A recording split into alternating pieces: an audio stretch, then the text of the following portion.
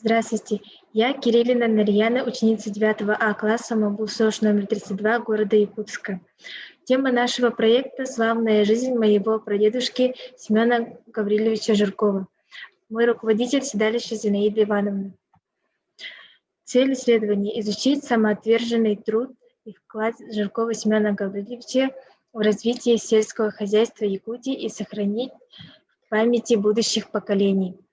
Задачи – собрать и проанализировать архивные материалы, провести социологический опрос, оформить презентацию и буклеты. Актуальность. Знание своих корней служит фундаментом развития и процветания для следующих поколений. Гипотеза исследования. Возможно, данный проект будет основой исследовательской работы по изучению моей родословной. Методы исследования. Сбор и анализ литературы о жизни Семена Гавриловича Жиркова, проведение социологических опросов, оформление презентаций и буклетов. Итоги социологического исследования среди 9-10 классов.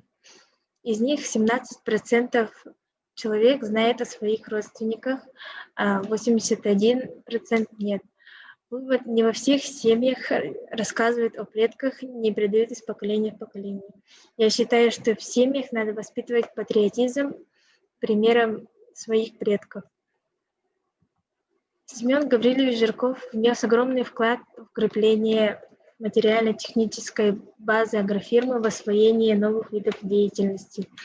45 лет жизни отдал для развития колхозно-совхозского движения, был депутатом Верховного Совета СССР 18-го созыва в 1972 году. Особый вклад внес за период работы директором совхоза имени Петра Алексеева Алексеевского района, ныне Татинского.